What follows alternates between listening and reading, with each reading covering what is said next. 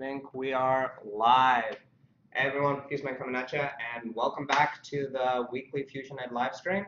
Today we're going to be playing around with SteamVR, and I've got my Vive set up, and I'm going to give you guys a quick demo of what kind of something we're going to try and build through these approximately 2 hours as I'm thinking.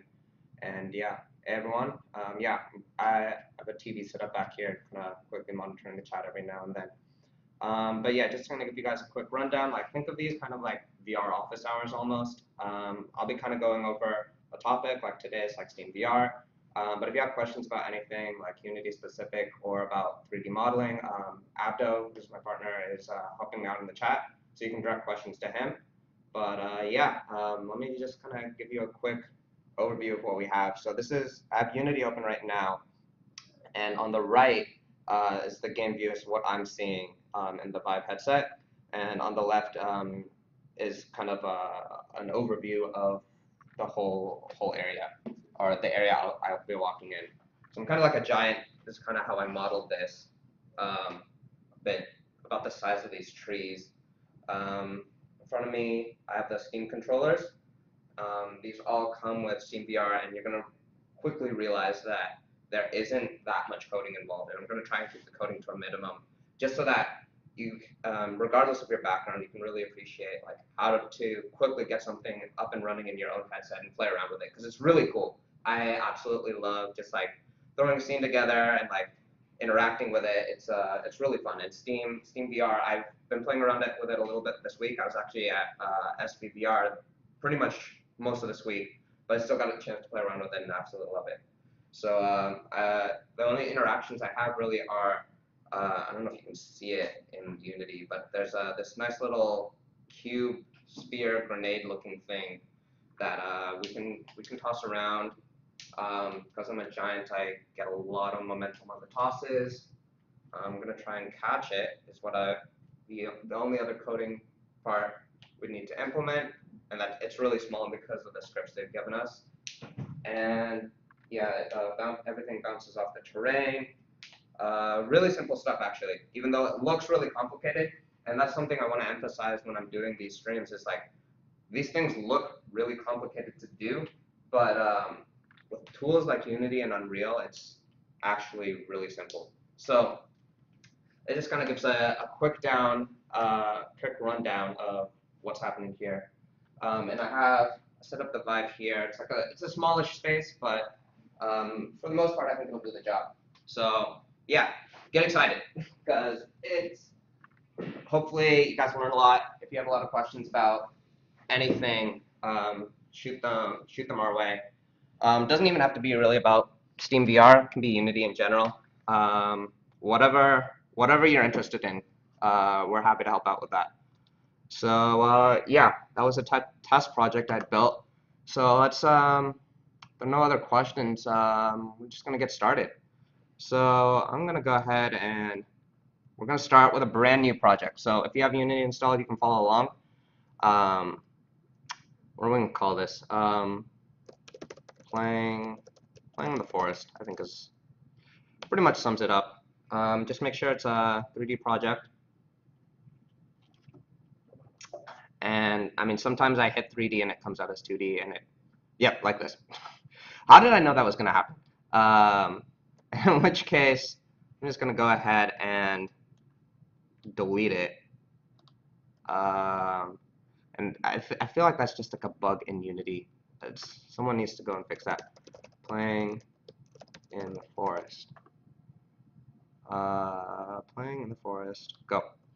Yeah, not a problem, guys. Happy to be doing this. I want to get people excited now that they have their Vives. And to be honest, like, my opinion, like, there are a lot of cool demos on the store and some complete games, but some of the cool parts is just like playing around with making your own stuff. And there are easy tools to do it, so I'm excited about that.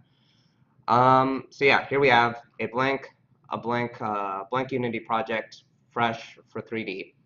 And the very first thing we want to do is go into the asset store. So you can find that in Window and then Asset Store.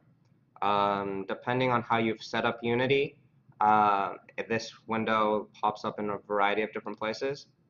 So I'm just gonna maximize it for you guys, and I'm just gonna type in SteamVR. So it's a free plugin on the asset store. You can go ahead and if you haven't used it before, it'll be a download button. But since I was playing around with it before to actually make that scene, I can just go ahead and import it. So that's exactly what I'm going to do. It goes into your current project. Just wondering if it'd be worth it to develop a game for 2D, 3D, and VR as well. So Jimmy, I guess what specifically do you have in mind? Like as far as I guess more specifically with the 2D question. 3D and VR, I can understand, but I'm curious what your perspective is on the 2D side of things. Um, so and then Vive is coming Tuesday as well. So yeah, also in case this wasn't clear, this is recorded, so it'll be on the YouTube channel. You can check it out afterwards. So if you're getting your Vive soon, this is an asset that you can use to get you started as well. So hope it's helpful for that. Can you make us a 3D? I can't model that, but maybe Abdo can. Um, oh, flat. Okay, gotcha. So I mean, there's a lot of controversy, I guess, as far as whether or not you should like do PC or VR exclusive. I think it really depends on the game, to be honest. Um,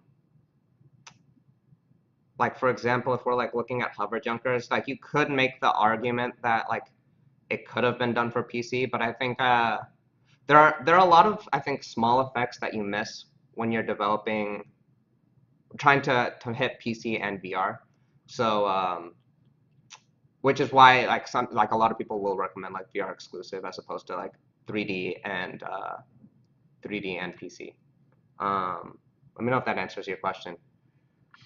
Why Unity over Unreal? Because well, one is because I do a lot of mobile development for mobile VR. So it's Unity is something I'm familiar with.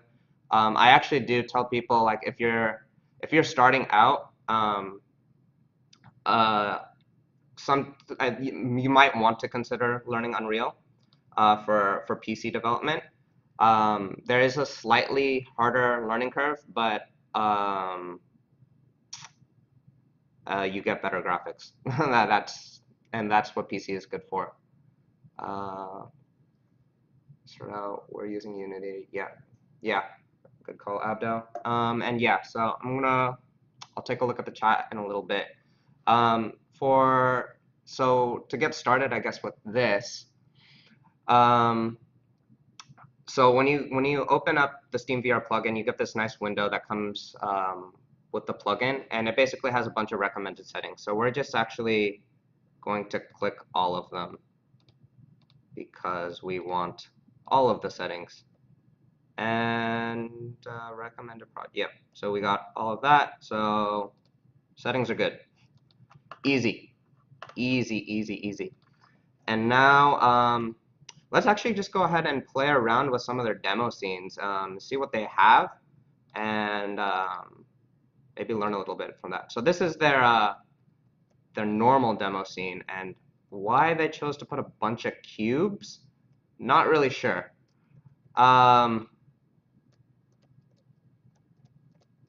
Yeah, I don't know why they did, but so just like looking at it in the editor, so what you have here is the play space. So if you played around with your Vive, you know that you have the nice chaperone bounds that'll come up in front of your face whenever you're close to any object, and that's basically what this represents. And we can actually like look at that specifically. Where is it? Yeah, so that's controlled here by the play area. So the way Unity works is you have a bunch of components, which can be scripts or objects that that Unity provides for you, like these mesh renderers.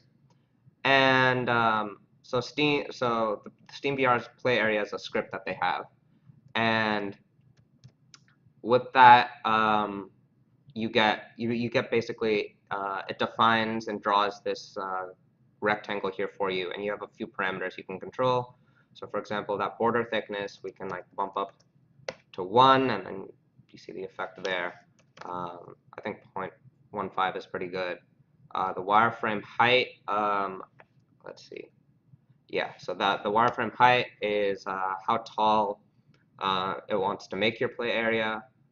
You can draw it only when selected, or like whenever you're in game, or whatever your choice is, you have those selections, and then you have the size. I recommend calibrated. I don't know why they chose 300 for this set, and then you can also change the color. I guess, yeah, 300 basically tells you like this is the recommended area versus calibrating it to fit the whatever room space you have. Like this one here is actually pretty small. I was having when I was doing room setup, having a little trouble fitting it in, but it's does the job. So I'm just gonna go ahead and play around with it. See what this looks like. Oh, okay, I know why they did cubes now. So my controllers keep turning off. So I think my control, yeah, there we go. They decided to do black silhouettes here, and so you notice when you're using this plugin, you get where your lighthouses are. So if you're familiar with that, for Oculus, because so if you have a CV1, you can use SteamVR as well.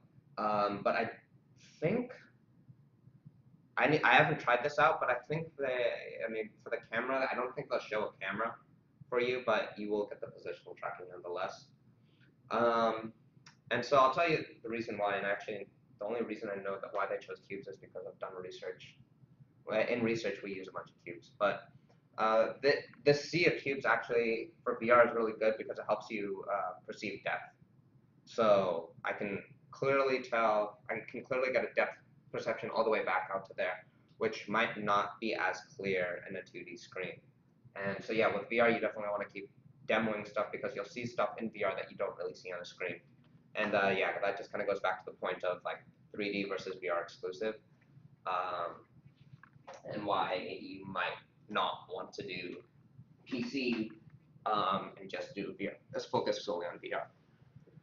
So yeah, so that's their basic scene. You can walk around. You have controllers.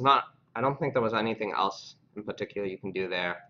Kind of boring scene, but the next ones I think are a bit more interesting.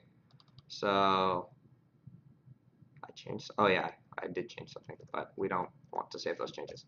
So next one is using a technique called inverse kinematics. I'm just going to run that. So inverse kinematics is, the gist of it is basically like predicting where. So if I know where my finger is, can I predict how my hand is gonna, or let's say if I know where my hand is in space, can I predict where my elbow is gonna be? Can I predict where my shoulder is gonna be, and fill in the gaps? And there are assumptions you make to make that model work, but for the most part, it actually works pretty decently. Here are my hands. Here are my hands, and why is there no inverse kinematics on this? It should be attached to me. Wait, this was working before. Why is there no inverse kinematics? Oh, this is awkward. Am I supposed to press a button for it? So what I was describing was the fact that the sockets at the end of this should be attached to my shoulders, and then this point in the middle should be bending according to my hand position.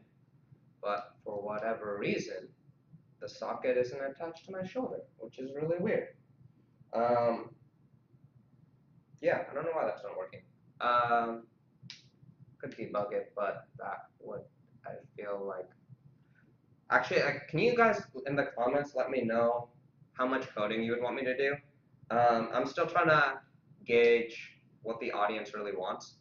So, I mean, if you can let me know in the comments, like, kind of, I guess, your backgrounds a little bit, that would help a lot as far as what people would like to see, what questions people might have. So yeah, just let me know. I'm trying to keep this as interactive as possible. But yeah, that's odd. It's not attached. Variable target SteamVR IK has not been assigned. Oh, there we go. It's in the console. But why hasn't it been assigned? That is a good question. There's the target. I guess we want to stick it to the head. Why was that not assigned, though? That's strange. I figure that... I don't know what I attached it to. Well, I just attached it. Oh, I attached that bottom one. Still not to my head. I mean, I missed it in the... Let's see. Let's see if we can debug this really fast. Yeah, that one. SteamVR IK. Yeah, so we want... In theory, we should get these connected to the head. Which doesn't seem... beginner here. I have no idea how to code anything, but I can learn. Last time while playing the scene. Did I assign? This is, well, I imported it fresh, or at least I thought I did. So I'm surprised something changed.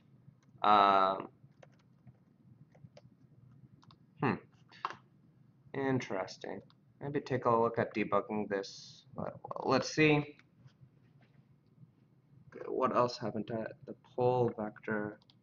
What is the pole vector? So, actually, when I was at SVPR, a lot of people were complaining about the fact that SteamVR isn't the most documented of SDKs, which is true to some extent.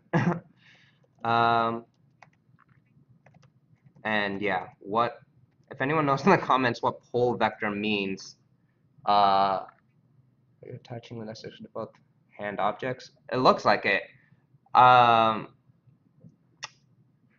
These should be, from what I understood, these scenes should work like when you import it fresh. So this is why I'm like kind of a little surprised. And yeah, when I tested it, when did I test it? I tested it a couple days ago. It seemed to be working. So unless someone changed it recently and forgot to assign stuff, which is possible. Like that would not surprise me. Replace developer and strike any key to continue. Okay, script is already attached. Decoding, move up to learn to make some. Try restarting. Well, the problem seems to be that it's not assigned here. But I don't know what to assign there. Let's experiment. Half the battle sometimes is just experimenting and seeing what works and what doesn't work. And here. I guess it's all part of, I guess, development to some extent, right?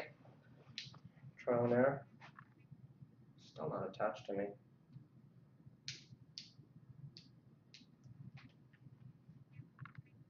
By hand.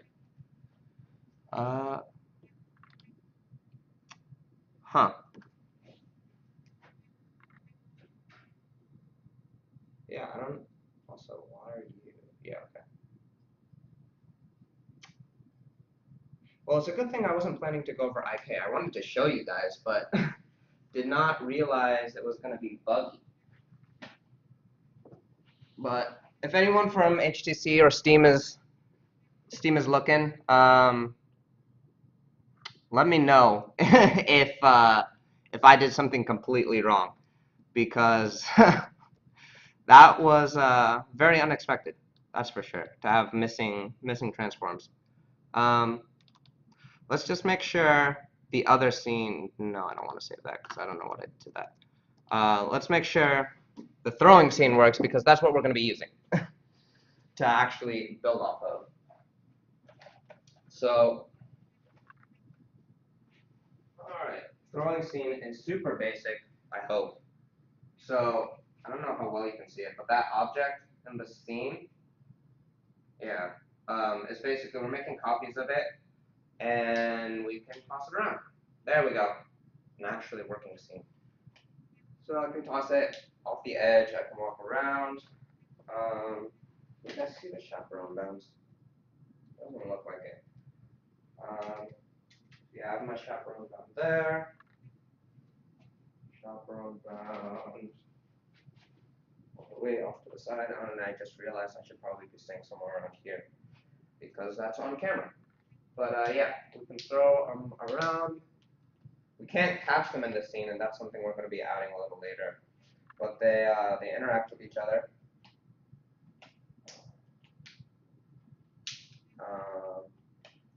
And try and throw them against each other, except I suck at it. Come on, interact. One part about these hand controllers is just like you can play on these for days. But yeah, very simple scene. We're gonna be using that to be tossing stuff around. Probably soonish. Using Unity, you can also use JavaScript variants.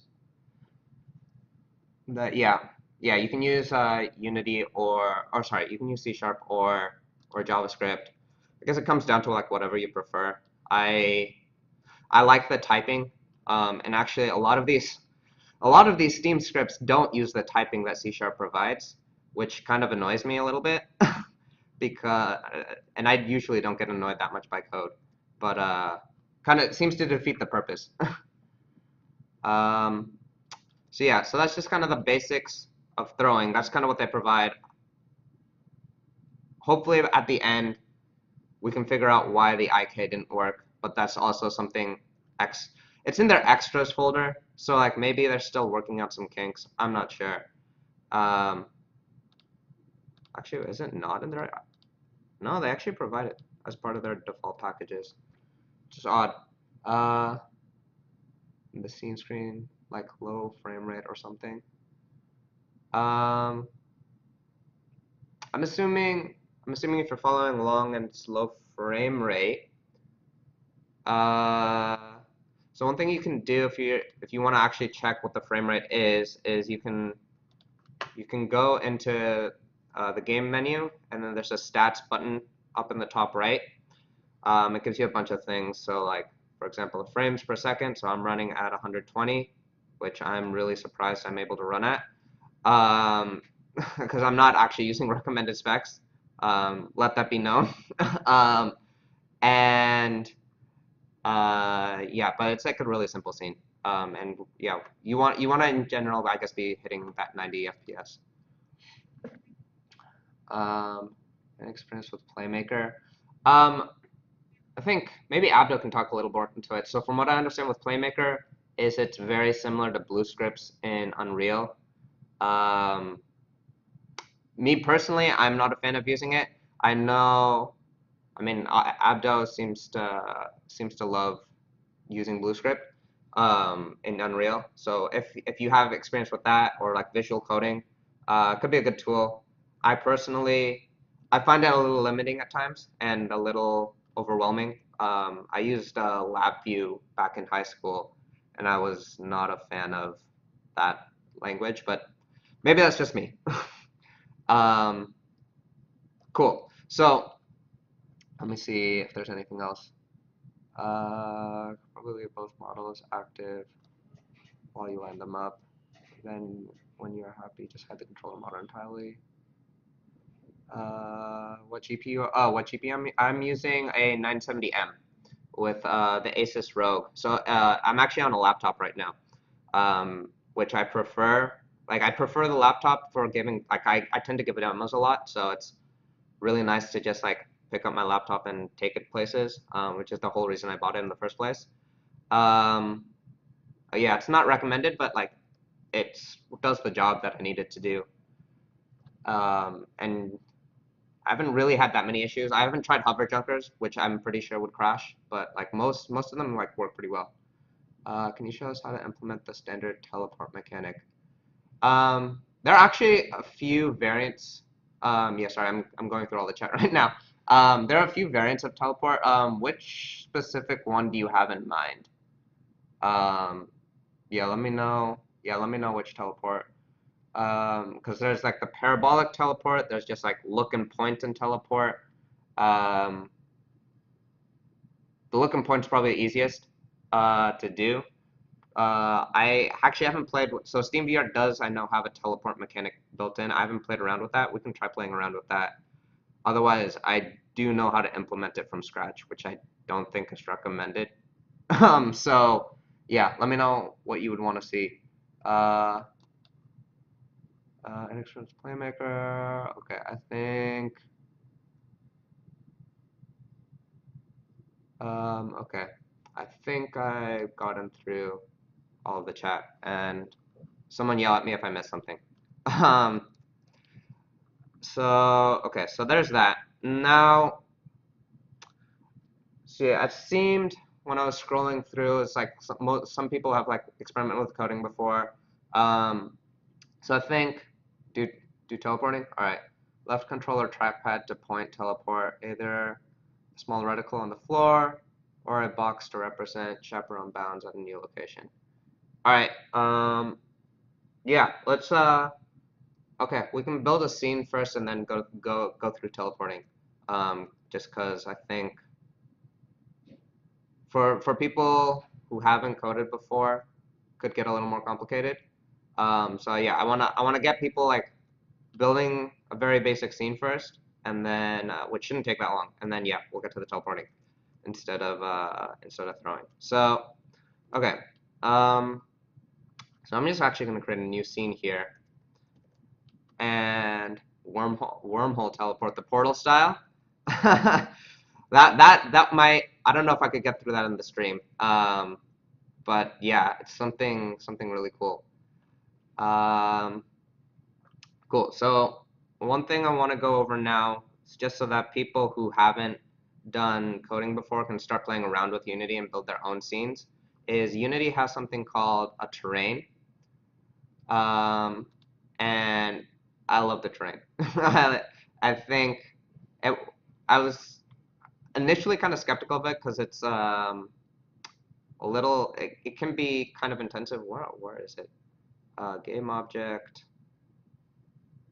3D object. Yeah. So it's in game object, 3D object, terrain, and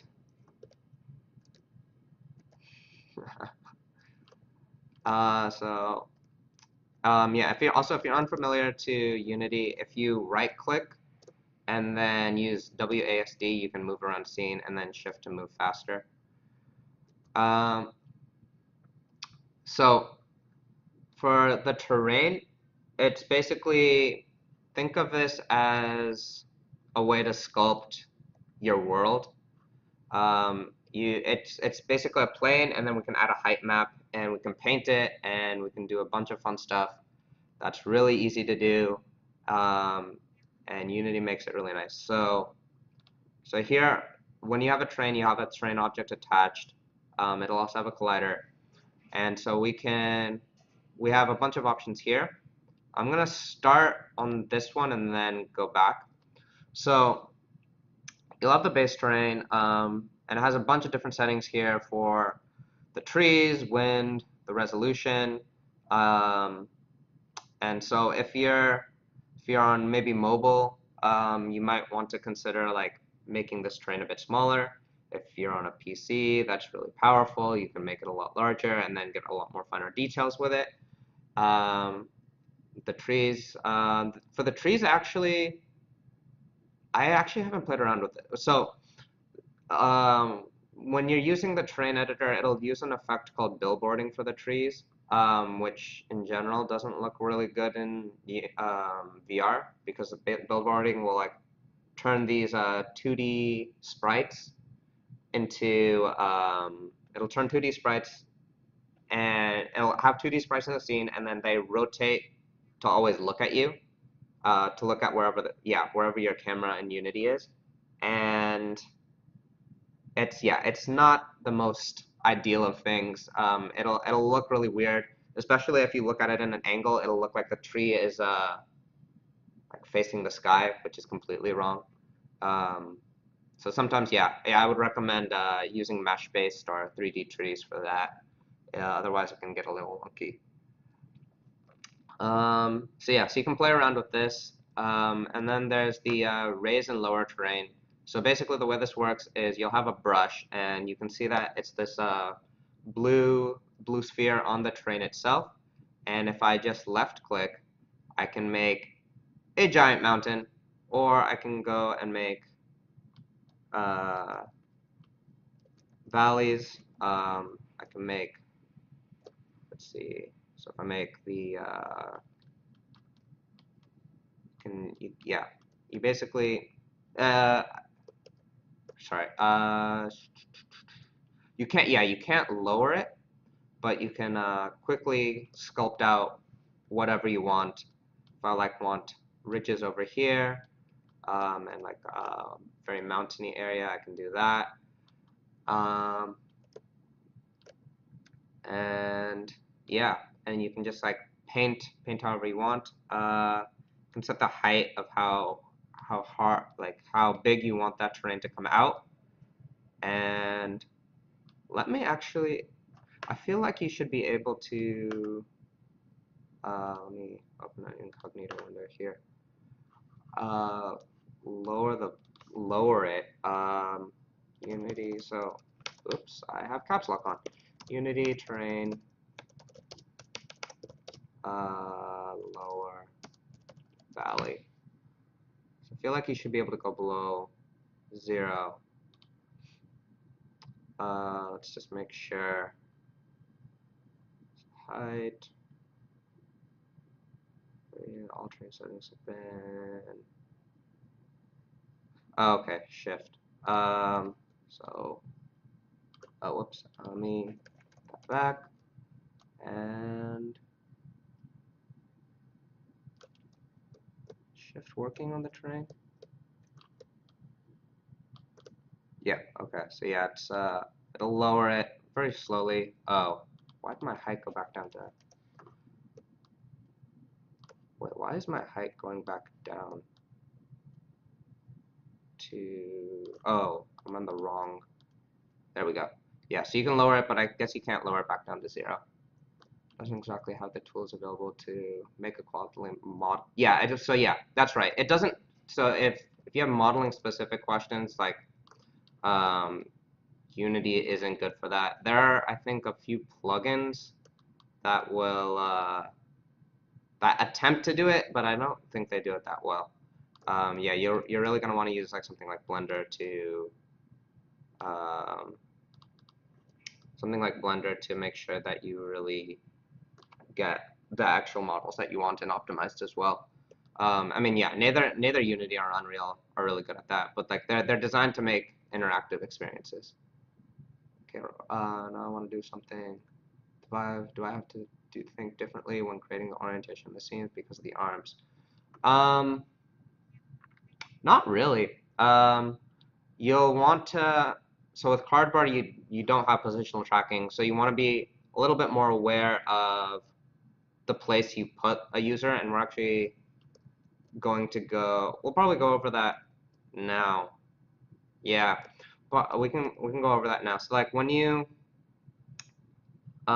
take the SteamVR plugin, it's this camera. So if you go to SteamVR prefabs camera rig and drag that into the scene, where did I put you? Yeah. So you're gonna want to, in general, put it in a flat area, usually, because otherwise, SteamVR does not. From what I played with yesterday, it does not.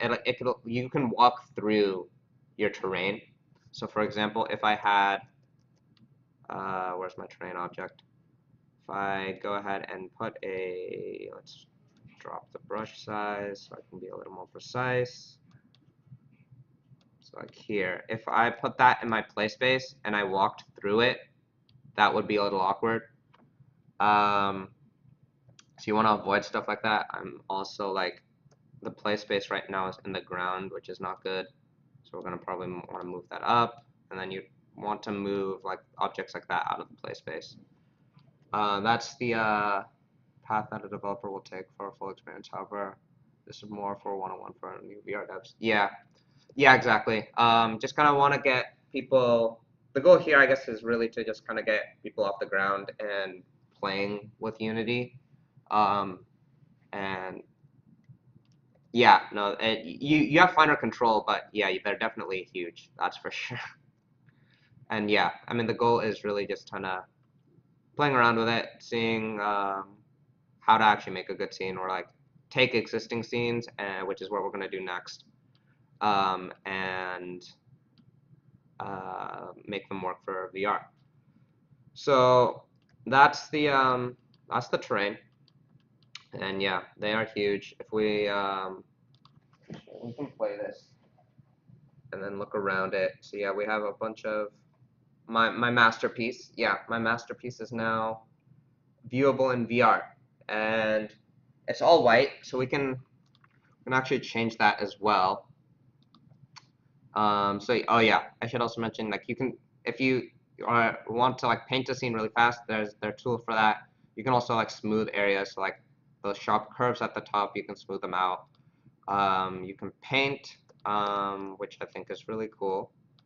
And so what we need for that actually is, if you go, so when you install Unity, you can, there's some standard assets that you can get, and we're going to go ahead and go to Assets, Import Package, Environment. It takes a little while to prepare the package so that we can import it. But if we scroll down through this gigantic list of stuff we get, so there's a bunch of trees, and then there's the terrain assets for the grass, and mud and sand and everything. There's water, a bunch of cool, really good tools, all for free. A little hidden in my opinion. I wish it was a bit more obvious, but that's what we get. You felt limited to in-engine terrain manipulation. Yeah, I mean, yeah, I don't want new developers to feel limited to this, and by all means, it's not. But if you want to quickly prototype, which I don't know, I don't know if that should be the focus of this or not, but if you want to quickly prototype, like, that's something. This is a great tool to get started. Running in place. I didn't look. Can you get the running in place motion for? Well, granted, I don't have an extra controller, but could you get the running in? Is that on the Unity Asset Store? I haven't checked that, and that's something I wanted to check. So anyway, going back to the terrain assets. So there are a bunch of surface textures here. We can add a texture, and I'm going to take that grass hill, add it in there. We don't need normal mapping, so okay, it applied it to everything. I didn't want it to apply to everything. I want to take this brush and, whoops, where'd it go?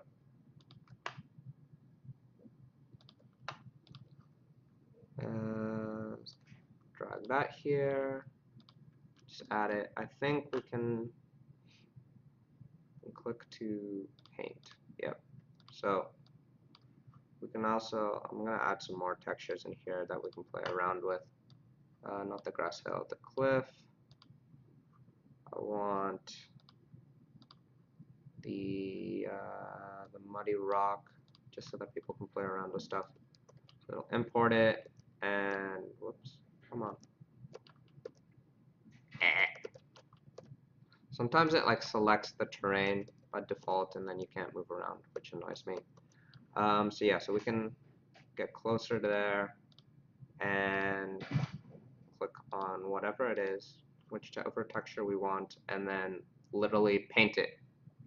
So I can get this mountain here to look like an actual rock, which I think is really cool. It's like, and I hope that they add the in-game engine stuff to VR really soon, because I think that would be really fun. And like literally like walking up to one of these mountains and then painting it would be the coolest thing ever.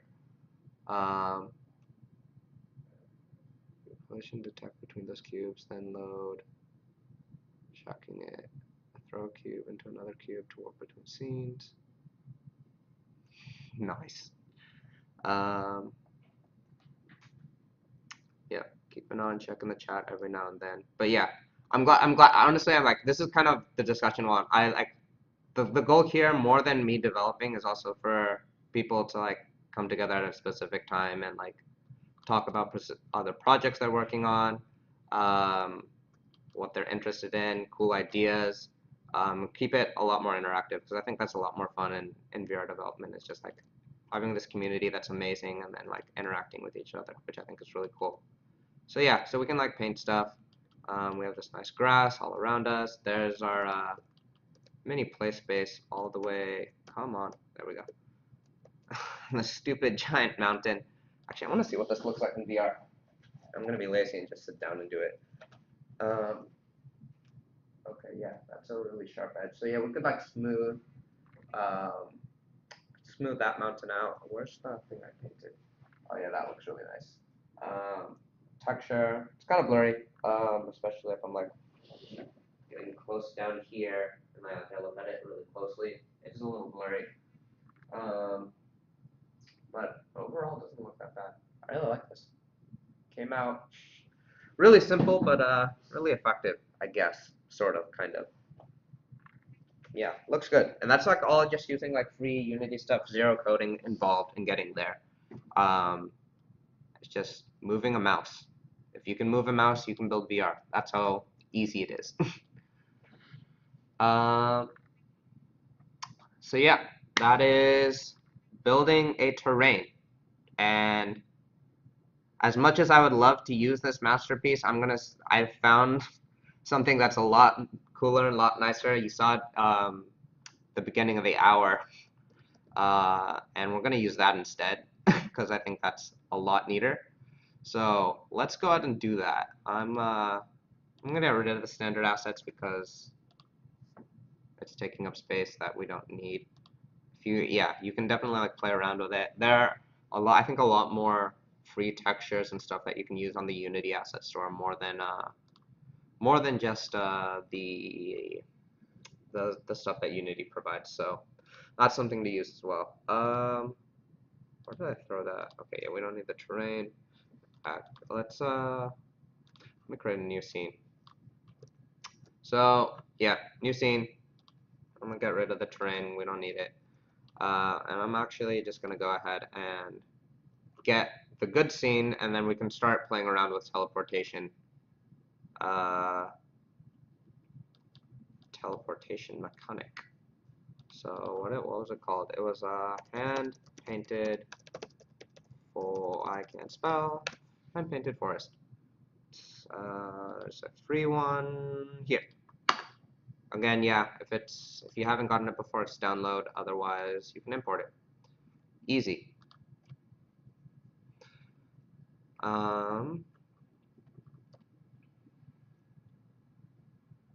Buttons wouldn't work only in the non-VR world because I figured out how to push. This looks really good. I can't get close enough to press the button. Wait, what button are you guys talking about? Oh yeah, and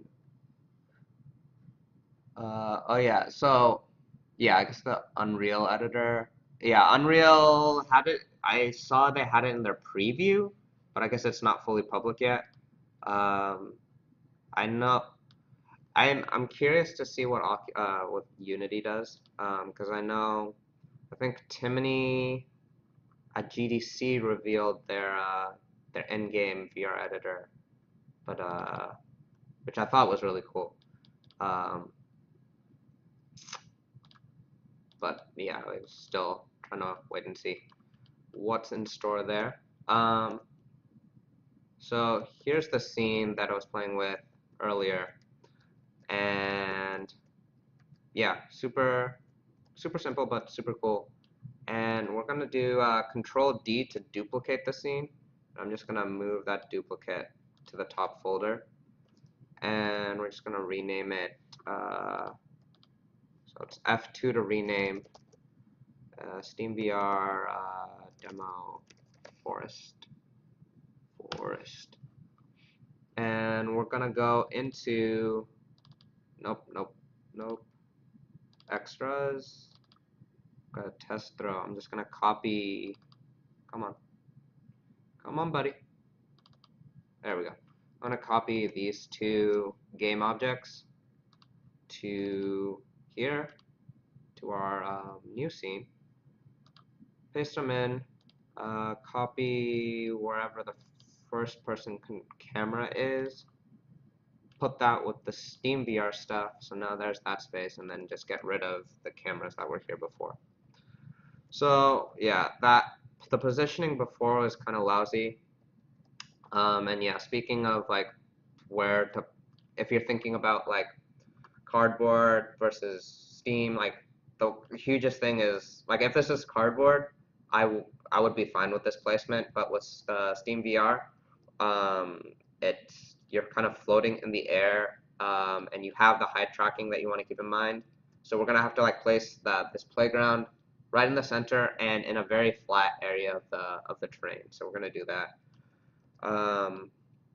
by rotating the play space to about yay so, bringing you down a bit. I'm going to switch to local space, just so I can position things a bit more easily, and in the center. Let's check that the height is good. Maybe bring it down a bit more, about there. And yeah, that should do it. So now we should have throwing.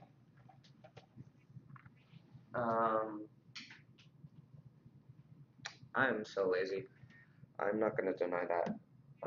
So yeah, here's one. There's the other. Okay, fine, I'll stand. And yeah, I can walk around this space. Oh, I guess, yeah, and I have these grenade thingies that I can toss around. And because this is actually a terrain, the game objects will float around and roll around. They're all like physics simmed, which is really cool. A bunch of gravity, and throw it against these trees. Throw it over there. I've like tried to throw them into the tree, but I'm not able to, which is when I started experimenting with scale, which we'll talk about next, because I think that's also kind of fun. So, and then we'll talk about scale, and then maybe take a quick break, and then get into teleportation. Because yeah, that teleportation is something I have not played around with, but would be fun. So let's do that. And so yeah, as far as scale is concerned, again, this is not exactly the best documented thing, but you can literally like change the scale of the play space by going into the transform on your camera rig and making that as big as you want it. So I believe, and I'm not paying attention to the chat again. Yeah, the trees have collision. They're actually meshes. Vanishing rails both use store assets. Oh, I didn't know that. That's really cool. Because those look like really nice games. I need to play the early access of Vanishing Realms. Those things from the asset store in games. Can't wait to get my. I mean, I didn't pay much into the features. That's fully released. I'll let you guys know when to find out. Found something challenging when modeling is properly scaling things. Yeah, scale is huge for VR. It's like, if I have to say like what the biggest thing that VR provides more than anything else is like a sense of scale. Like the Weaver's Blue Whale demo is think one of my favorites in like showing that, because like you like turn your head and like you feel you actually understand that depth more than any picture can, which is really cool. Um, so yeah. So speaking of scale, play scale. So literally just changing those numbers in um, will translate how far I move. So now all of a sudden I am the size of these trees. I can take steps. There's my play area here. Off to the side, I can see my controllers.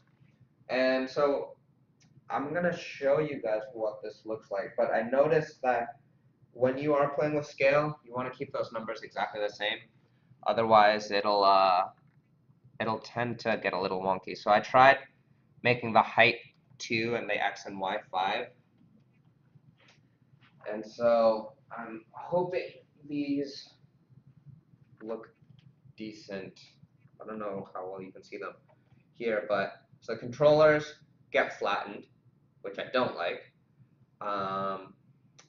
And so part of the problem is that the scale is applied to the controllers. I think that could be changed. Oh yeah. So the way the throwing is also implemented is based on like how far you move. So that this movement was scaled by 5x. So my throwing became 5x stronger. I can also, so that is a little disorienting because I'm able to walk 5 units in the x or z direction, but only 2 units in the y direction. So I feel like I naturally kind of feel like my controller should go higher up here, but it's not. So it's a weird, if you kind of want to, I don't think this necessarily would get you sick, but, or maybe it would, I don't know. I've played around with a bit of motion sickness, but like, and I'm generally kind of immune, but I'd be interested to see if something like this would get people sick if they like expect to reach their hand out a bit more or like jump more, and they can't really do that. But like one thing that does get a little wonky is the boundaries. It gets a little confused by that, so keep that in mind. Yeah. So yeah, and I think in general, like try to make those transforms about the same or close to the same. So yeah, you can play around with however much you want. I think I like the dollhouse effect. It's called the dollhouse effect. In case you want like a technical term for that. Quick question: do you have Vive models in the photogrammetry demo? Vive models like for the headset or for the hand controllers, Michael? Did the controller models get smaller? No, they scale up. So, I mean, I don't know how this is gonna work. At 100x. Yeah. Okay. Yeah. I think you can clearly see that. Or I'll make it a bit more obvious. But like, we're in this gigantic world, and the controller is about the size of the map. So yeah. So they are scaling up, and I mean you're scaling up along with it, but it's scaling up as well. So yeah. Again, scale is probably the biggest thing in VR. So I'm gonna bring it back down to 5 because I liked having that dollhouse effect. Something challenging when modeling is properly scaling things. Yep, going over that. That's not the free hand-painted asset. This is the free hand-painted asset, actually. I think there's a paid version also, but I don't have that. Same boat as Michael. What did Michael say? I need to figure out a better system for the chat. At least for me, me personally.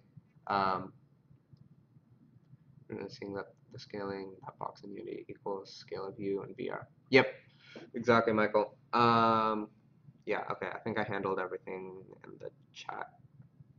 Hopefully, hopefully I'm not missing stuff. Yeah, because no, I really do want this to be interactive. That's for sure. Let's see, we're about an hour in, so I'm gonna take. Wait, what demos did I have? So I was gonna show job simulator for throwing because that was what I was initially planning. But if there's interest more in the teleportation, I can play around in the lab. I think that would be a bit more fun as far as teleportation is concerned. Just to like see kind of what they're doing specifically, and then yeah, it's like the Zen Blade. I don't remember getting Zen Blade. Yeah, that's that's what I'm thinking. Be a good break time. Just to, because I feel like I kind of rushed through a lot of stuff there. But so give people time to catch up if they're trying to follow along. And also point out some cool stuff in the lab because I think the lab is really fun. The lab is one of my favorite Vive demos, that's for sure. So let me check how this looks on the stream for you guys. Yeah, it looks good. I'm gonna make this bigger. But let's play around with some teleportation here. What did I? Yeah, I want to start because I played around a lot in the Vive. So actually, for me, like the loading kind of gets, because I'm on the 970M as opposed to like the recommended specs, it does get a little janky. Like when loading, it's not running at 90 frames per second, but actually in game it's fine. So like now it's fine. Hello doggy. Wait, I don't have my sticks. No. So if I remember correctly, yeah. So here's the teleporting mechanism. They're actually using parabolic trajectory, kind of like in budget cuts. I don't remember if their Steam. We'll check out what their SteamVR teleportation script actually does. See if we can use that. They don't have a demo of it, so I'm not sure. But we can teleport here. I want to throw the bone. Wait. Here you go. Here you go, buddy. Go. All right. That throwing sucked. I'm gonna play the longbow game. I love this game. I like. As far as portals are concerned, I think this is really cool. Yeah, I love this game. I really want there to be a little cheese. I'm totally blanking out on the word. Am I even missing? Okay, there we go. I really want there to be like a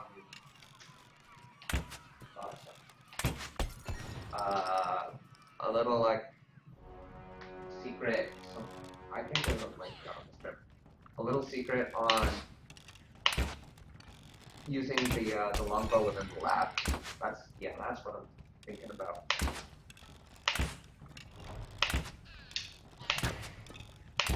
Come on. Because the longbow is, I think, one of the best styles. The Vive is really, it's really easy to pick up. It took me a while, but like, come on. Why am I sucking so much there?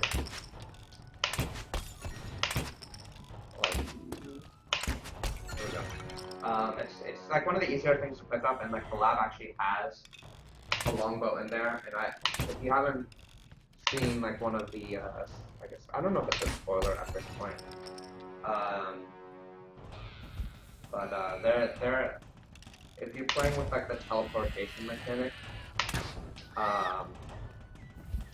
there's a little, you can get into the Vive HQ, which I think is really cool. And I want there to be something. I've like tried shooting a bunch of the lab assistants, and haven't found anything yet. But I'm hoping there's something else there, because I think that would be really cool. No. We'll get back to the lab. I think another thing that would be really cool is adding teleportation in here. That's exactly cool. We want to build. There's not really much teleportation here. I'll come down there for the walk here.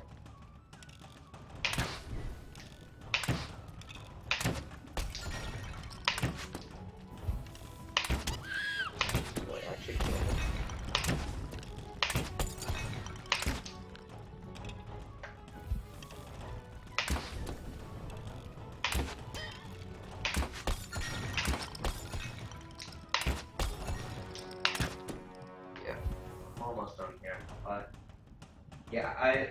So I have so as part of like kind of like these live streams, I also doing a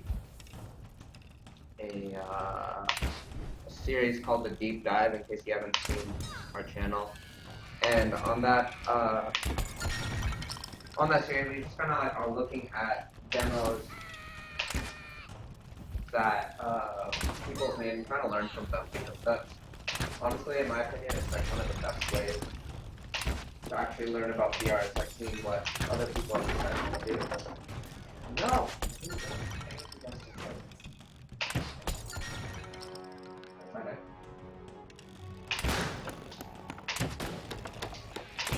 Ah! Oh, this is the last wave. And then we'll get back to adding teleportation in. That's, I mean, the main reason I came into here in the first place, is to see how the lab actually gets on. What? Done. Too easy. I really wish they would add more stuff to this. I love the longbow in here. All right. Let me jump out of here actually. Boop. Beep boop. And get into the lab. Play around a bit more with the teleportation. They only let you teleport so far, which I think they just hard coded in what that area is. Yeah, it's a little janky in here. But yeah, that's like, there's the dog again. And there's the bow and all that good stuff. But yeah, green. You can see the parabolic. You can switch hands. So again, we can. Yeah, let's actually go ahead and look at that right now. How, if they give us this, because I think that would save a lot of people a lot of time. All right. All right, back to business. Let me check the chat. Headphones. Maybe I can call, but if it's good, I'll settle for now. I'm back. I found a site that seems tailored to my liking. So please let me know if you think help a lot. .NET Academy, C# beginners. Yeah, this one I'm trying to tailor more to beginners right now. Although I think since people have asked for teleportation, this might get a bit more complicated. But bad echo. My headphones stopped the video. 5 models of the hand controllers I did, yes. Were they visible? Both display. Cool.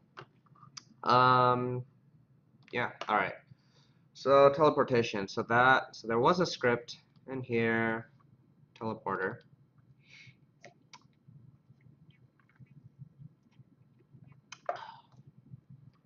And let's see. So actually, why don't we see what they make public to us? SteamVR teleporter. What do they have us do? So you can have teleport on click. We can use the terrain to teleport, which is good. I don't know how you teleport without clicking. Just interesting. So let's see. Let's see where this variable is used. Teleport on click. So do click. So it looks like you're required to have that checked. Interesting. So they've done, yeah, okay, this is a bunch of code that I would have written for you guys, but it looks like we don't need to, which is very convenient. Let's see if they add any views. So I guess we do have to have, that checked. I don't know how else you would teleport without clicking.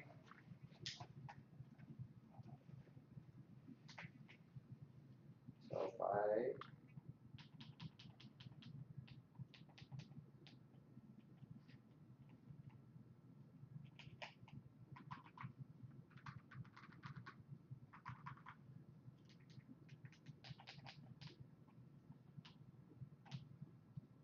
it doesn't seem to be moving me anywhere unless I forgot to enable something, which is honestly very possible. Let's try using the 0. Oh wait, SteamVR must be on a tracked controller. Okay, so let's put this on the head because we want, yeah, let's move this on the head and see what happens. Remove that there and teleporter. Click on teleport on click. Any other errors? Oh, this is not the tracked one. Never mind. The tracked one is somewhere. I know they have a tracker on. Wait, no, there is a tracked one on this. What is it complaining about? What's the tracked tracked controller. Okay, so it's not a tracked object. It's let's add it to this. Let's add it to both actually, just so that I don't have to guess which controller is which. All right. So let's see.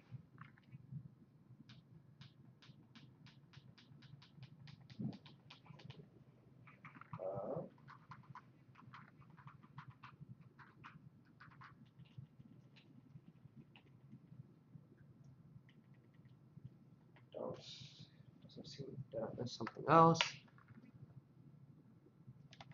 SteamVR teleporter. It is on a.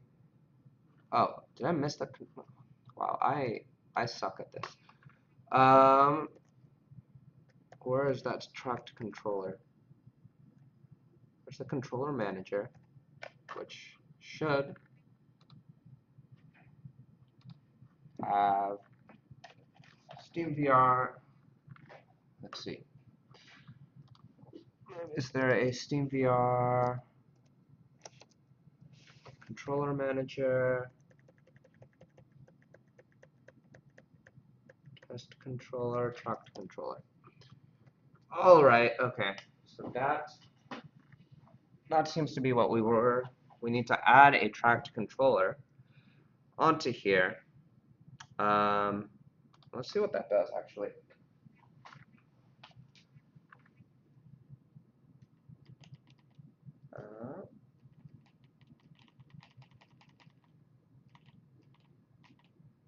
Interesting.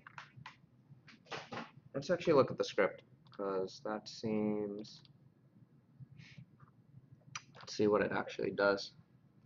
And yeah, like I said before, like one of the complaints that I heard at SVVR is just that there isn't good documentation for this, which sucks. But you know what? We can make do. We can make do. Because the nice thing here is at least all the code is available. And got it. Okay, so fine. What we're gonna do is literally just click all of these. It's basically just saying to activate events whenever a controller is pressed. So we're going to. Valve has gotten rusty at coding. Yep, that's what it seems like. I guess they're making too much money off of Steam, right?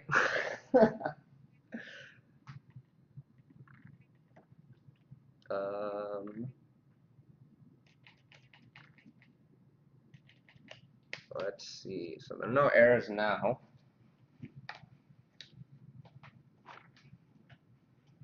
Let's okay, what is that? What is in my face right now? That is a good question. Where are my hands?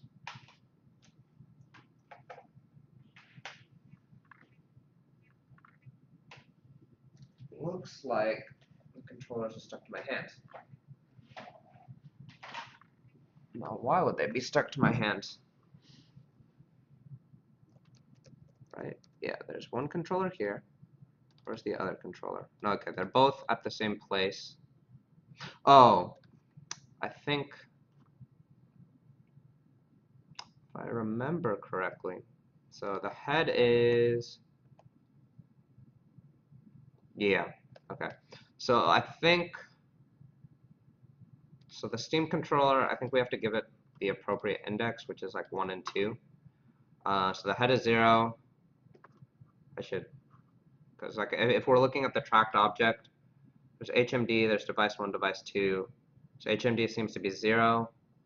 Device 1, we want this to be device 2, and then we want the left to be device 1, so that it goes controller is 1, and the right one is 2. Let's try that. See if where they actually went. Somewhere up in the air.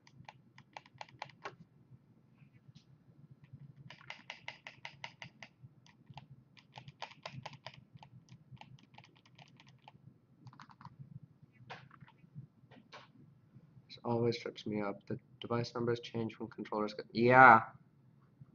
That is real. Is what it's looking like.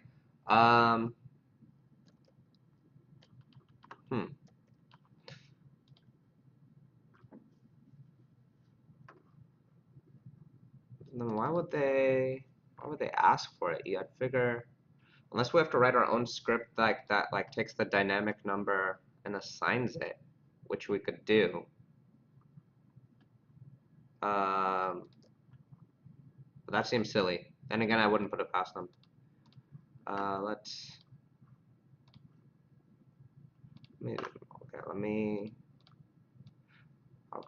make sure that these device indexes are assigned correctly. So 0, 1, 2, and I didn't disable it. Make sure I disable the tracked controller. Okay, so this is tracking fine.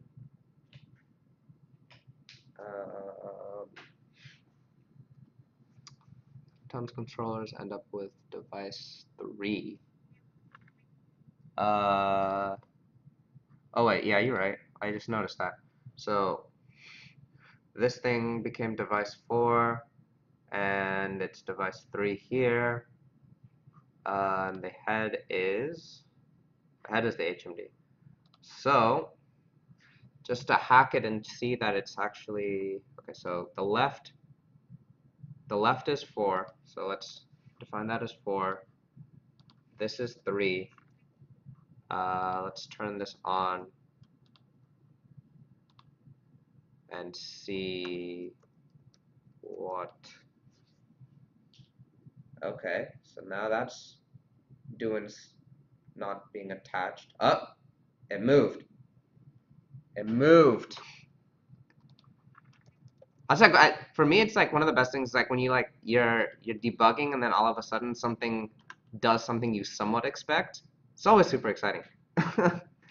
Let's actually make sure that's set to use the terrain instead of 0. And then let's try it.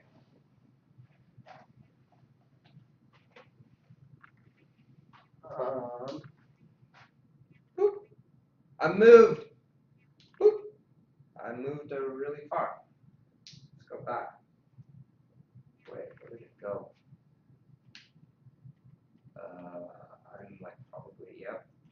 I'm moving really far. I don't know where I'm moving to actually. Okay. The direction seemed a little weird, but we were moving, which is always super exciting. Now let's try to understand how we're moving, because that was let me go down. You know what I should do? Let me set the scale back down to 1. So that we can actually see what's going on. So now so much smaller space, so hopefully we don't move as far. Let me try going here. How far did I move? I moved. So if I move quick this way, I moved all. So okay, so it looks like what it's doing. Yeah. Okay, so we'll add something to this, but it looks like there's a yeah, I think I remember this. So if how do I visually show this to you guys? Um, yeah, I think it should be in camera. So I guess if I'm holding the controller like this is its natural orientation, and there's a line coming out from this side of the controller that that's where it seems to be clicking towards. So if I like click, so if I follow this line virtually down to the terrain, yeah, I should move to exactly that. So same thing here, here. Go up, maybe not. I moved inside the train, which is interesting. And so I don't know why the collider. So it's seems to be a little buggy with the terrain. But yeah, we can move around, and I don't think it's dependent on scale. We can actually help where am I? Let's see. I forget who asked this question on teleportation. Doesn't give the device number you put in at runtime, they'll change. Yeah, we can add a script as far as like the controller's the controller device number. We can add a script to make sure that it is assigning the right one. But I guess as far as testing is concerned, and that's exactly what we're doing. Just make sure I guess the device numbers line up, and yeah, there's like some janky stuff, which is weird. Like, oh no, I mean I have no idea why it would send me out there because it needs to hit the terrain. So like, that's like seems to be a little bug, but yeah, I think one thing we can do is add a script here that, or maybe they have something for this that shows us where we're going to be. I forget. Yeah, I forget who asked this question, but if you want to see that, we can do that. The other thing we can do is play around with picking stuff up, and that's what I had originally planned to do. But hey, we have teleportation. I'm happy about that. But I think one thing I'm gonna show you guys really quickly because this is annoying me, is so the throwing seems to be based on the trigger, but I think ideally you'd want the teleportation based on the trackpad. So let's see if we can change that in the teleportation script.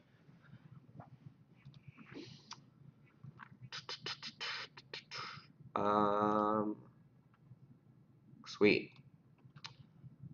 Sometimes, yeah.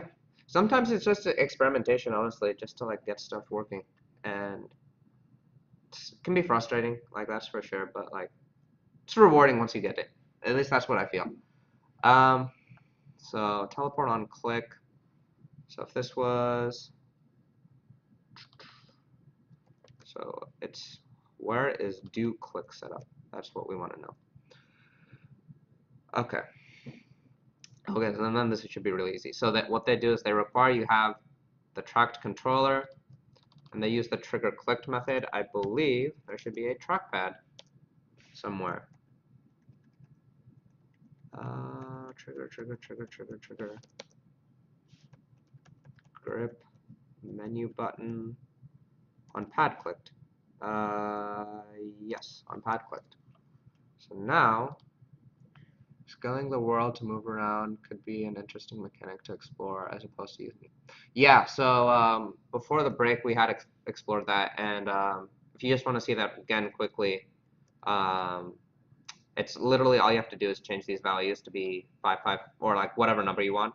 I'd chosen 5, 5, 5 for this environment, but yeah, the one thing that I'll say, and maybe I'm messing up somewhere, but when I was playing around with it, it does feel a little weird if you're reaching up in the Y direction, but you move more in the X direction or in any other direction. So like when you try, basically what that means is like I felt like you need to have a one-to-one mapping in all directions in order for it to be reasonable.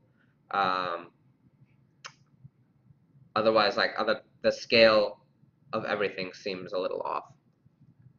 Link I gave also has a nice teleporter for those who want one. Which link? I'm kind of curious to see. Oh, .NET Academy. Yeah. Do you think it's Mega? Do you think it's did they write their own teleporter, or is it using the SteamVR teleporter? I'm curious. It's always great to like have more and more resources for this stuff. It's super valuable, like for everyone getting started. So yeah, that's what I'll say to that. I'm just curious. On pad clicked, it did not like this method. So what does on pad clicked required? So we can go and check that out. Clicked event args. What is clicked event args? I think they wrote their. We have a link to a Reddit page. Who else isn't this? I think they wrote their own. Okay. Interesting. Might check it out at some point. Like that. I mean, this thing seems to work, although there are like some edge cases it doesn't seem that they've detected. I'm wondering if the one they wrote on Reddit is better. Hopefully it is. Better. I mean, I hope that it is, because otherwise kind of defeats the point, right? Because SteamVR is already built in. Let's see. On menu click, on Steam clicked, on pad clicked. Wait, so what is it angry about? SteamVR teleporter 29 can't assign to on pad clicked because it's a method group, but you could assign to on trigger clicked? Wait, that doesn't make sense.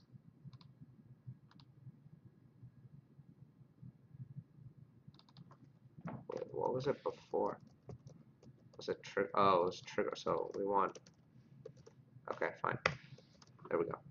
So yeah, so on pad clicked is their delegate. Yeah, and then this is the actual event. And if you're new, I guess, to C#, yeah, if you're new to C#, think of this as basically, so delegate define, so like, let's put it in terms of, I guess, I don't know if Facebook events is the right way to think about it, but like, so there's like okay, I think a Facebook event is a decent example of this.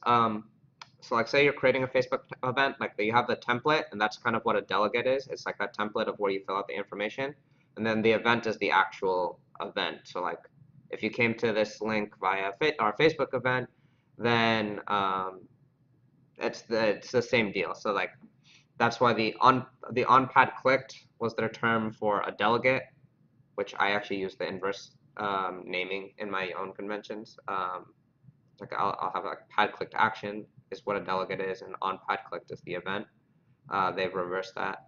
But yeah, so you can basically, whenever you have an event, whenever that event is called, so whenever the pad is clicked in this case, our own method will be called. So in that specific case, if we go back to the teleporter, it is the do click action. So with that set, we can go here, and it should just work with the trackpad now, assuming.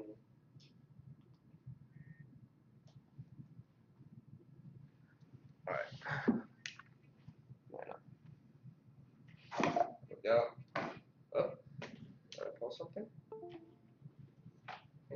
something.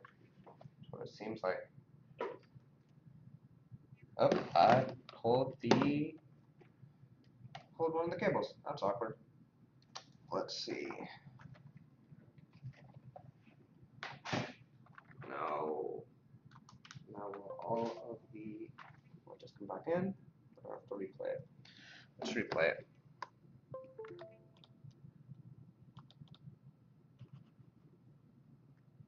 And just let it recalibrate. Yeah, that's like the problem with the wired solution. Is it just like, is there anything in here now? No, it's not tracking. And Unity froze when I did that. Lovely. Yeah, problems with wired solutions is you pull the wire and then it dies. So let's just restart Unity. If you're still here, I've updated the photography demo for the same location, which fixes a known bug. If you're willing to try round 2. Cool. This is 2D mode. I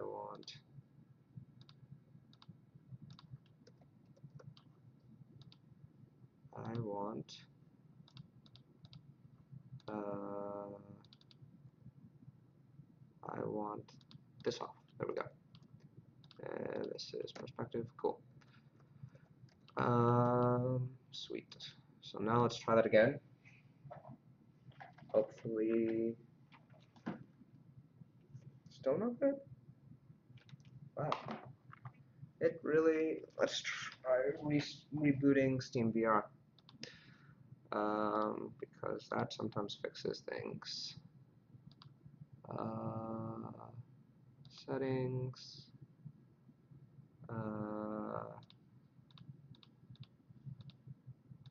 Where's the reboot button?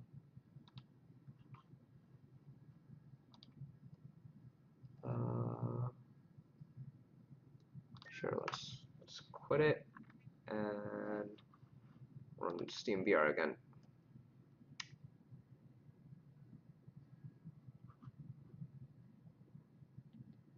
Alright, we have the controllers. Those are set up. And hopefully, yep, there we go. Back online.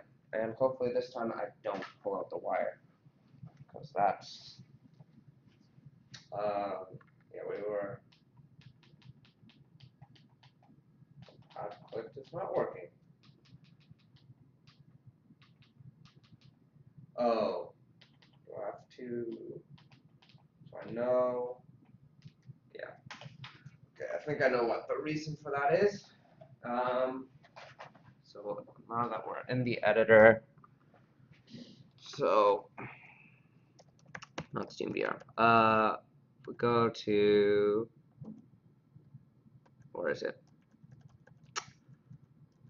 Not the model, not the camera head. Wait, where did it go? Oh, I guess it didn't save the scene. That's funny. So we want to add the SteamVR tracked controller here and here. Not test controller, tracked controller to those. And then we also want to add the teleporter that we just edited.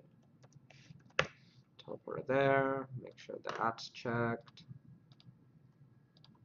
That's a good thing to learn, is that you in general, I think, want to, yep, device numbers again. Let's double check if the device numbers stayed the same or are they different. Wait, what? Set to the HMD? Oh, let's, I think that was because if you have them set to, okay, this is, I'm not sure I'm super happy about the way they did it. Okay, seems like now they're 1 and 2. That's fine. Just I guess as long as they're not 0. So for whatever reason now the controller index seems to seems to want to do what it's told to be done. Let's just make sure all of those are checked. Same deal here.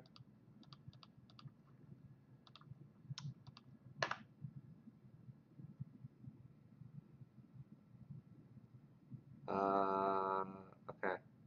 So yeah, okay, so perfect. I think, okay, as long as I don't pull out a cable, I think we should be fine.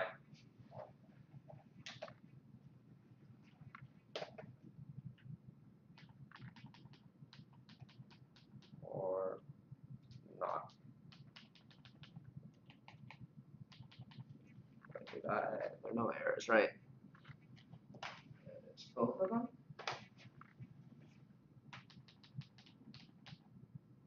Oh wait, where are my hands? My hands go. That would be Steam. But where are my hands? Oh wait, where are my hands all the way out there? The device numbers change on me?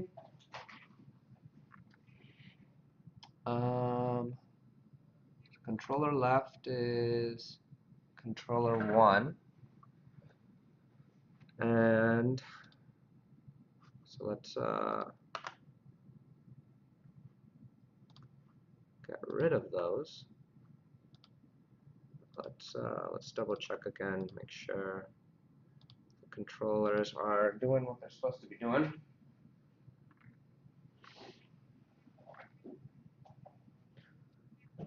Yeah. Okay, now it's back to device 3. Okay, this is, yeah, this was device 3, and then this was device 4.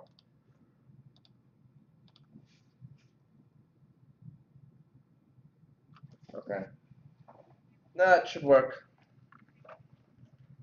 It's interesting some of the design choices they made. Also, that was just really trippy. Okay. Yep, okay, perfect. Perfect. Yep, now I'm using the trackpad, and then I can throw with my trigger. Done. So now I can, like, whoops. Come back there, use the trackpad, move around. Sure I have space. Oops. There you are. Go down here. Going. Going. Going. Maybe if I had some throwing in here, I could like try throwing and then trying to catch it. If you guys want, let's see, how are we doing on time? 11:40. Yeah. If you guys want to see throwing and catching, we could do that next. And if I don't hear anything, I'm just gonna do it because I want I want to play with that because I think that would be so fun. Yeah. So yeah, and it should work with both controllers. Let's just quickly double check that. Yep, we're good there. Oop, stuck to me. Yep, we can throw super high because we're scaled. And wow, I flew really high. I don't know if you can even see that on the display. Whee! And I'm still pulling on the cables. That time I can actually, it didn't get pulled out though.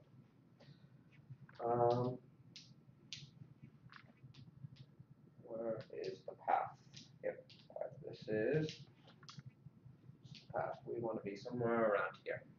This is, I think, where we started. But yeah. Sweet. Works with both controllers. I could dual teleport also, but I feel like I would fly off the map. Yeah, okay. Teleport to position of last thrown. Let's do it. I wanna do it. I think it'll be fun. And then catch it. That's gonna be the beauty, is we're gonna catch it. Sweet. What is this? Oh, task manager. Cool. Let's do. So for that, honestly, we're going to take that test throw script. So we're gonna have to edit this. No, this is the test throw script. I'm gonna actually go ahead and duplicate that, just to keep a copy of whatever they have. I believe test throw. Oh yeah. I guess we can here. So I think maybe we can get to this at some point. Oh wait, actually I can probably do both of these. I want to do the laser pointer, and then I also want to modify the test throw, because I think both of those would be really fun to do. So let's call this pickup. And yeah, we'll just leave. We can leave that here. Excuse me. And so since this is C#, we have to make sure the name of our script is the name of the file name, or like those things match up. So easy. And the only thing we have to do is make sure we're keeping track of. So we have to do two things. One, we have to add a collider to our controllers, so that the controllers know when they interact with an object, and then we just have to save that to pick it up. So we're going to do that. So this is throw. Let's call it a throwable object, and we're going to go back into Unity, and let's go ahead and for both of these controllers, I'm going to go and add a box collider. There we go. And they're ginormous because they're scaled to the room. So I'm going to drop the size down to 0.1 for each.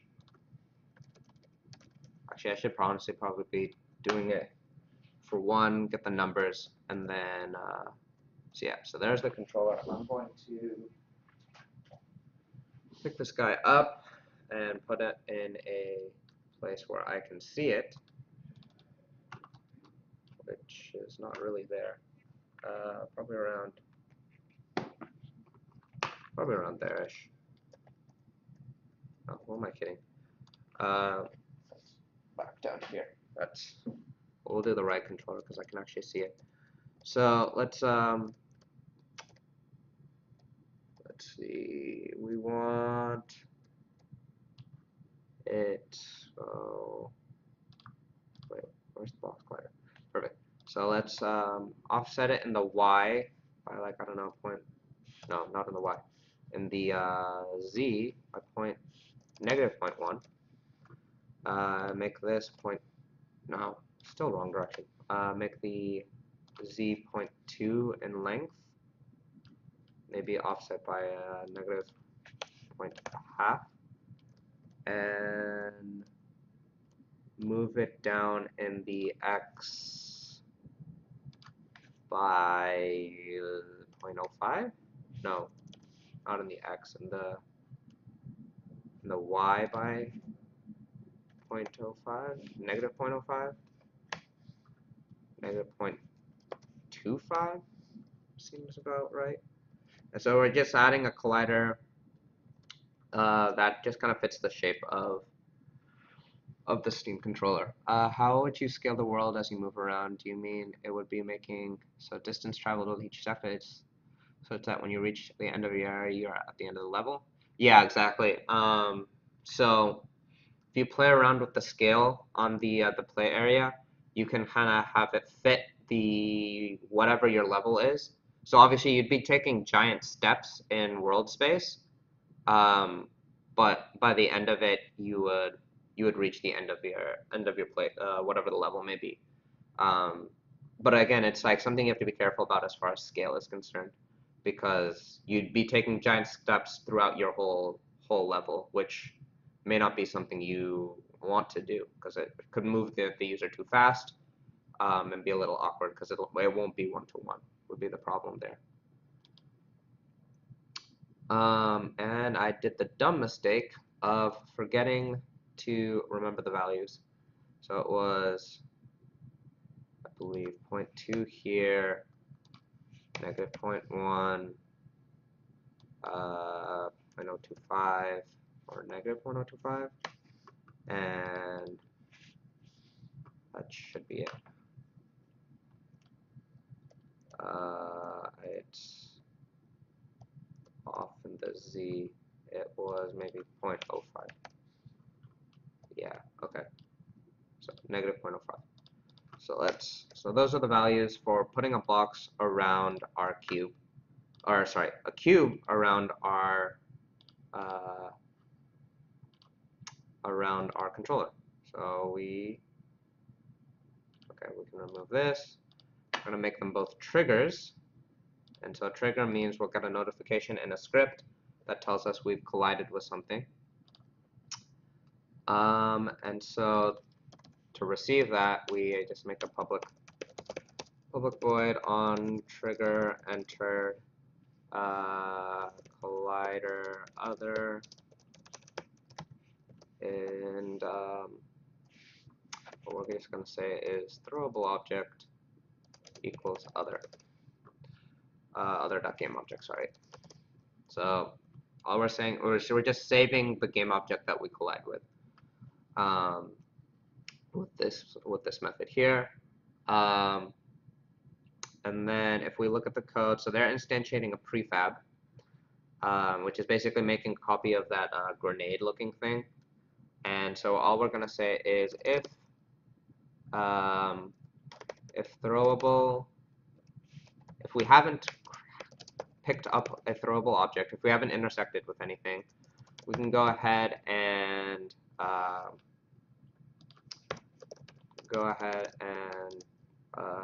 first define the go object. Go, so we're gonna just copy whatever they did. So it's make a copy. Otherwise, and not otherwise, because that doesn't make any sense. Otherwise, we're gonna say go equals throwable. No, not throw, throwable. Did I not spell it right? Throwable object, that's important. And so then it'll just do the same physics that it does before. And the only other thing we have to do is, when we're done with the throwable object, make it null. And yeah, that should allow us to pick up an object. And why don't we test that out? And yeah, let me know if you have any questions about this. It's just a very slight modification to their code and making sure that if we are near an object, it's a cube instead of a controller mesh. Because we don't. So the reason I'm doing a cube is one, efficiency. So mesh colliders are a bit more taxing on your CPU for the physics calculations. The other is the way that they've implemented their their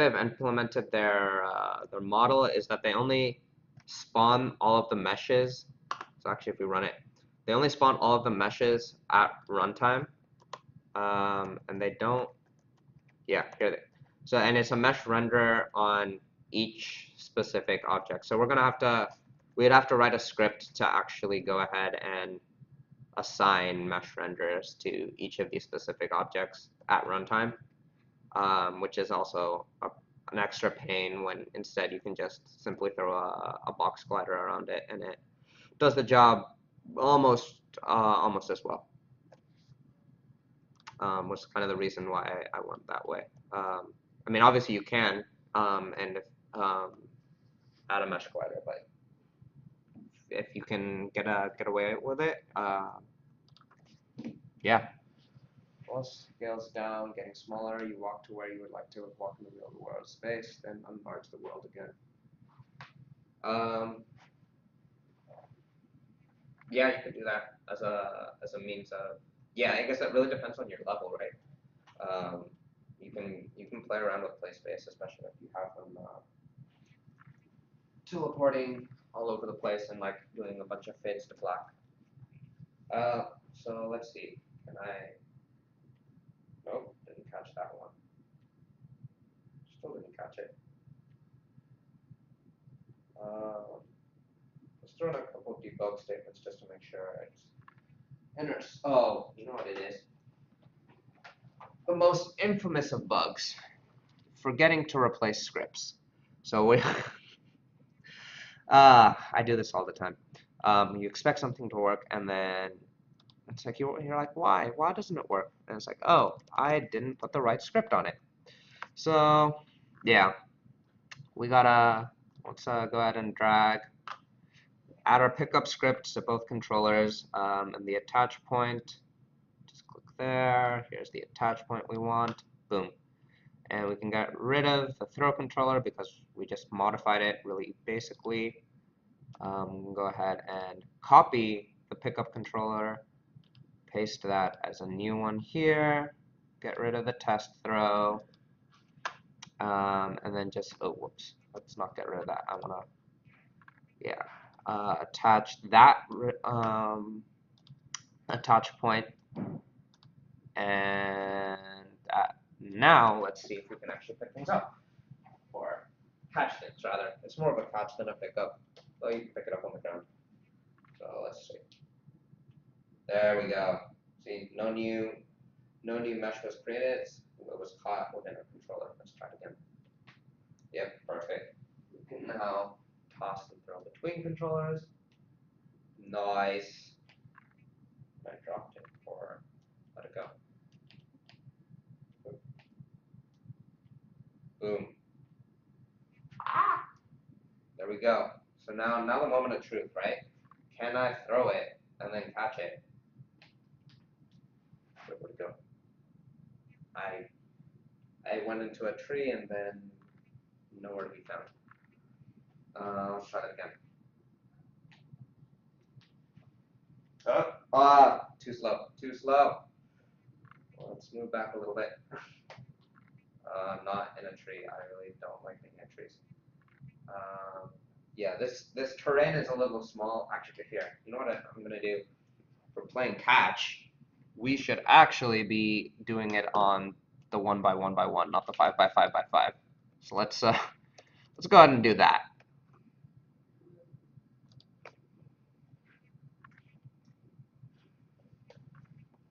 All right, much smaller space. We can move over here, and let's see what happens. So that's about the height we're going to be able to go, and so I mean, there's not. So about my play space is about there. So like I could actually run and catch it, but we're gonna toss it higher. I'm just so slow at this. So we can, if we wanted, we could up the velocity on our throw. We can edit the script to do that as well. We're about here. No, missed it. Missed it by an inch. Let's try it again. And I feel like I'm about to hit something if I do this. I can do it a few more times, or pull the cord. Come on. Man. Got it, I think. I'm not entirely sure if I got it. But hey, we're tossing, teleporting, just like that. Easy. Very well. Most of the code they gave us. Right, not for all games. I'm trying if that might work in some games. Teleporting. Yep. That's an example. A small open world puzzle where puzzles interact with one another.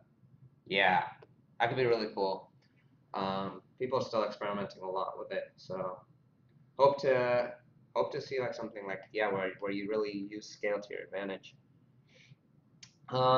Yeah, so now we're throwing objects, we're catching objects, we're teleporting. If I was good at juggling, I could show you that, but I'm not. Even in the real world, maybe I need to write a juggling assistant one of these days. How are we doing on time? So, yeah, I mean, I guess for the next like 10 minutes, I can stick around. If you guys have any specific questions, might try playing around with laser pointing so that we can actually see where we're teleporting. But other than that, yeah, I think we're almost at the end of about 2 hours, so I don't want to stay too long, um, bore everyone to death. But yeah, let me know if that was useful. It's just like a quick way to play around with a bunch of different scripts that Steam provided, learning how to actually use them, myself included, because yeah, it is not the most well documented of things, that's for sure, but definitely something people need to start playing around with is what my gut feeling tells me, because it's really cool.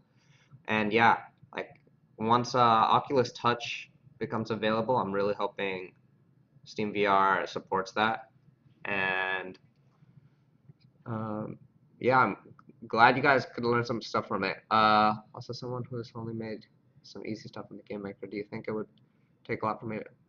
No, I really think that Unity is one of those tools that, like, I mean, I've been talking to a lot of people about this, even at SPVR as well as at Stanford's VR Club Rabbit Hole. And the thing is, for a lot of people, they feel like the barrier to entry, like, so if this is the kind of full spectrum of VR development, like, if you're starting at ground zero, there's like this very small barrier to entry that you need to hop. But once you get there, you can like zoom all the way up by yourself really relatively quickly to get into VR development. And you just are going to learn from like doing a bunch of different projects and getting really excited about it. Um, it's a tool that, like, especially once it gets VR supported, it'll be really good. Um, yeah, the stream is recorded, so you can definitely check it out. Know we're about to get the best bit. He's going to make us.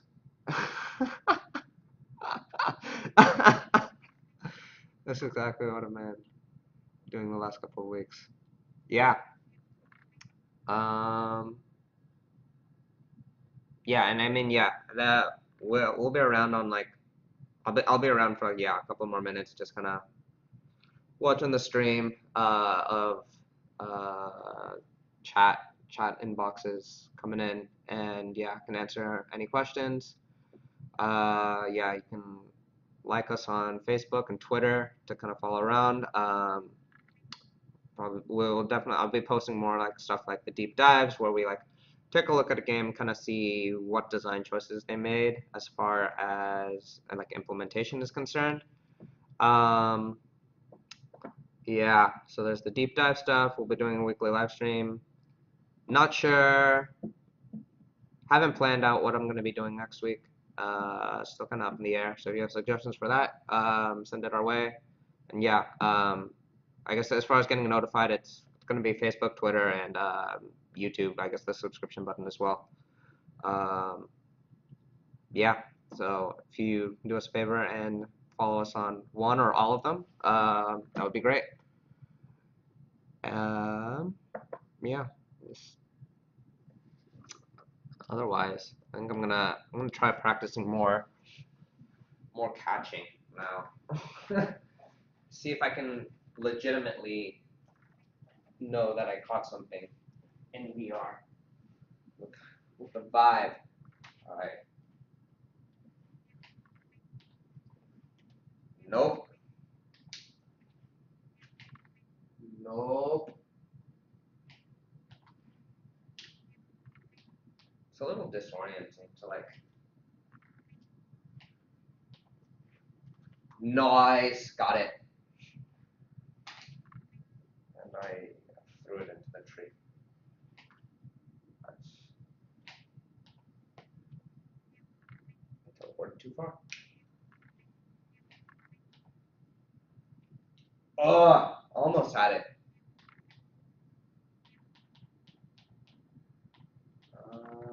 Here. Here. Whoa, okay. Let me see the chat. Interactions would be the next logical step. So maybe a little unrelated, but can you point me in the right direction for setting VR video? Oh, Maybe 360 video would be a good next one. Objects interactions. Yeah, I thought about objects interactions. As for, like, yeah, that could be a good next step because like we can look at animating within Unity, which I think is still pretty cool. Um, yeah, that might work.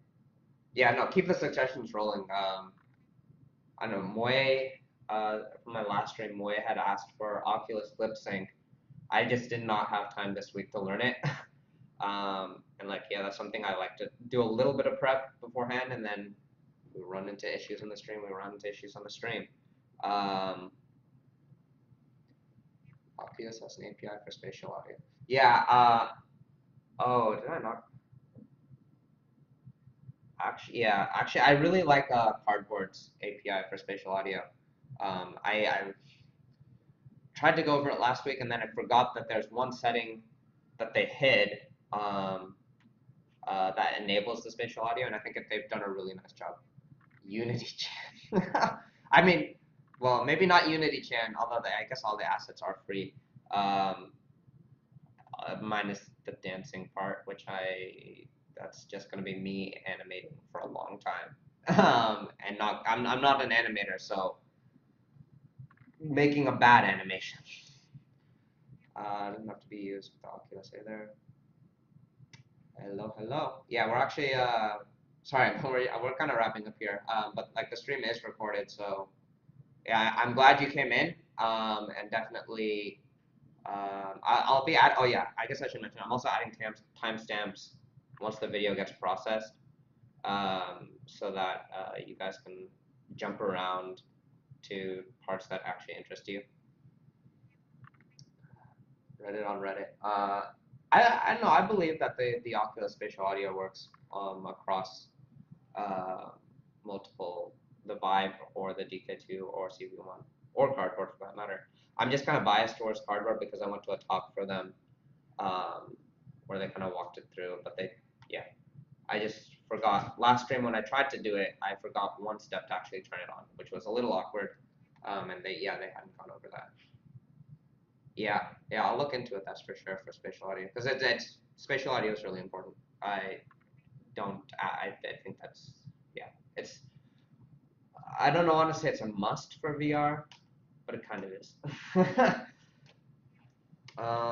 Yeah, I think we're almost at 12 o'clock here, so I'm gonna drop that down on the ground, and yeah, I think I'll leave the chat open. So yeah, you guys can keep chatting away. I'll give you guys some text responses.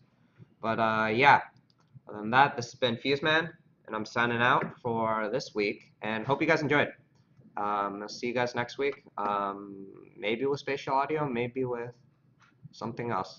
I haven't decided, and we'll see early this week. But yeah, thanks again for watching, guys, and hope to see you guys in the future. And I need to figure out how to turn. Yep, there we go. See ya.